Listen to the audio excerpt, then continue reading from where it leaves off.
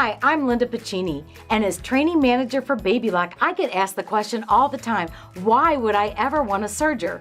Well, the answer I give in most instances is because this is like the most efficient piece of equipment you could ever put in your sewing room. Let me show you what I'm talking about. If you're a garment sewer, you probably already know that sometimes you buy fabric that looks like this. It's all frayed on the side, but when you run it through a serger,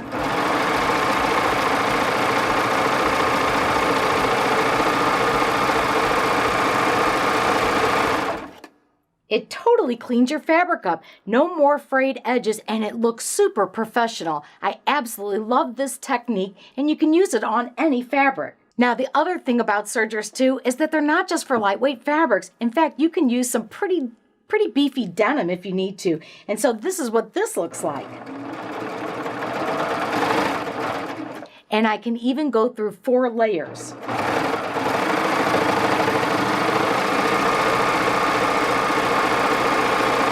Your serger should be able to finish edges just like this and look perfect, balanced tensions all the time, no adjustments on my part. And that's one of the benefits of a babylock serger. They don't need any adjusting because the magic is all built within. Let me show you some other features that I really love.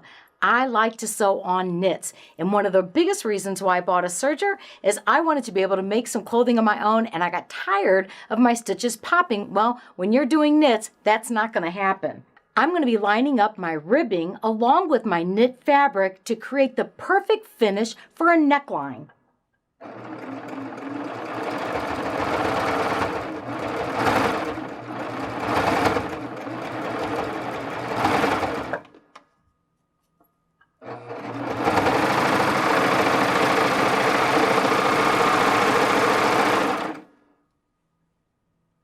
So you probably recognize this. It looks just like the top of a t-shirt that you might buy at the store or make for yourself. But the big bonus, of course, is that when you sew on a serger, stretching these seams mean you'll never hear any of that popping that typically comes when you sew something together on a sewing machine with knits. You can stretch it, and you won't get any pop stitches. That's a real bonus. So I hope you're starting to see a little bit what a serger can do. Let me show you something really fun that most people don't think of when they think of a serger, and that's gathering fabric. 2 little adjustments on my machine. Changing my stitch length along with engaging my differential feed means that I'm going to get beautiful gathers.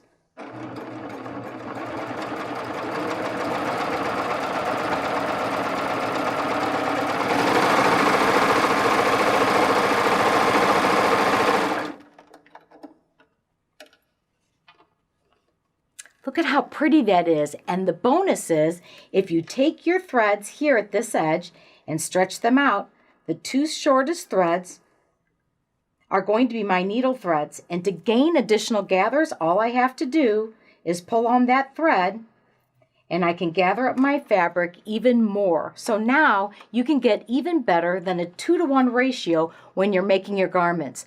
So for somebody who likes to do home decor, this is the perfect finish for putting ruffles on the edge of a pillow, or maybe even finishing your quilt that way. And for garment sewers, you already know you can do yards and yards of ruffles without having to really break a sweat at all. And that was fast, wasn't it? Now I'm going to put my differential feed back down, and did you know that you can actually apply elastic to fabrics like Lycra and do it all in one fell swoop? It's simple and easy to do on a serger.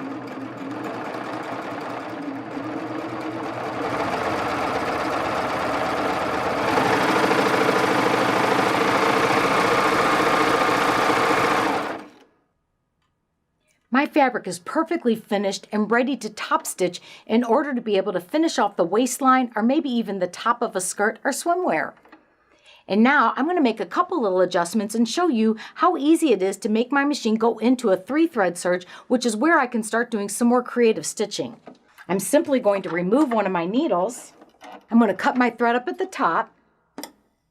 And now when I pull it out, it takes my needle out with it, and I'm ready for another technique. We're going to go back to some Lycra again, and I'm going to do a really very stretchy stitch using just a narrow 3-thread.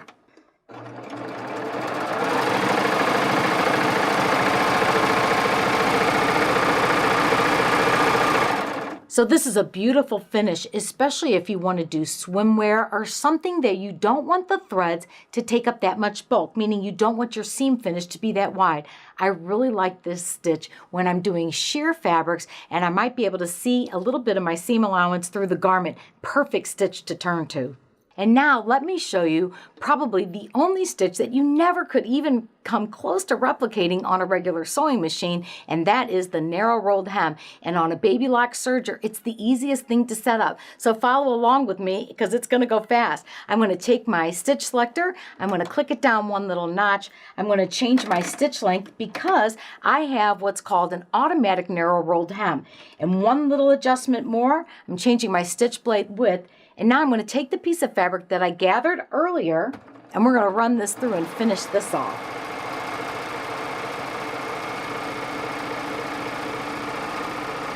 This beautiful finish is exactly what a lot of ready-to-wear has as the finish hem on formal gowns, and you might even recognize it as something that's frequently done on the edges of tablecloths or on dinner napkins. There are a lot of uses for a narrow rolled hem, even if you're making your own wedding veils. I love this stitch because it encases the edge of my fabric and it looks absolutely beautiful. And now, with one other little adjustment here, I can do one of my other final stitches. This is a stitch that's even finer than one I did before, and the other part that's fabulous about it, it's what it looks like when you buy a silk scarf when it's finished. You'll see what I mean in a second. I'm just going to make my stitch length a little bit longer for my second pass.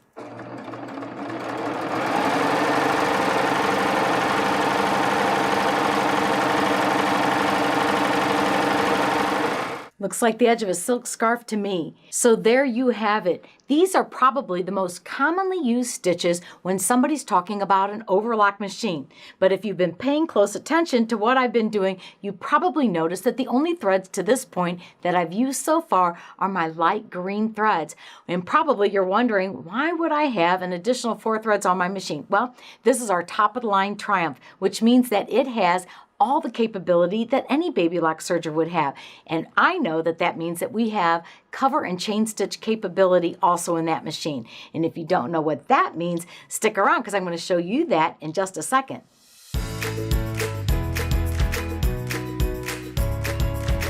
Now I'm set up and ready to show you what a cover stitch looks like. So I'm sure you're curious, and this is a stitch that you probably see all the time on knit garments. You just didn't know how it was done at the factory level. So here we go.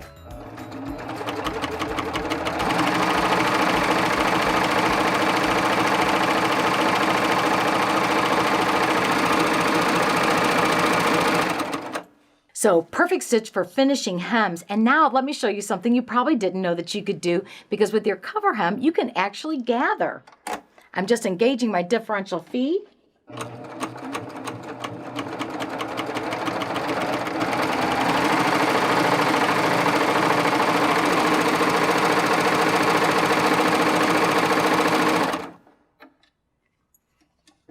So gathering fabric like this using a cover and chain stitch means that there's a lot of creative uses.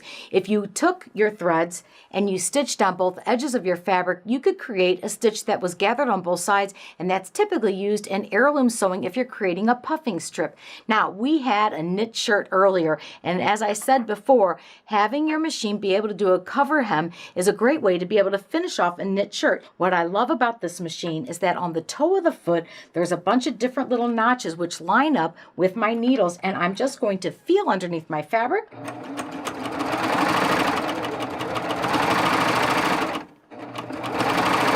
That's a beautiful finish, and I know that you can do this on a sewing machine, but the difference is you don't get any of the channeling that would happen with the twin needle. Plus, when you stretch it, your stitches don't pop. And now for my fabric that I said earlier, once I'd put the elastic in it, that you could finish it off, and this is the stitch we're going to use. And again, I'm just going to fold my fabric over my elastic, and this time I'm going to stitch from the right side of my fabric so I can see where my needles land.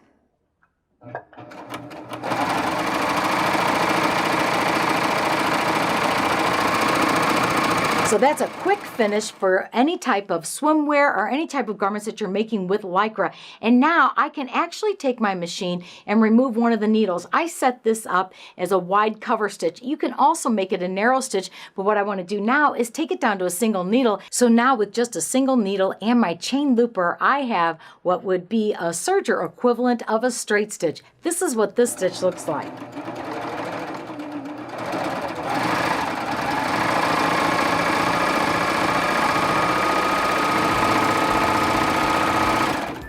So this is a very functional stitch, and it's especially pretty when you use a decorative thread in your chain looper. There's so much to know about sergers, and they can enhance any type of sewing that you're doing.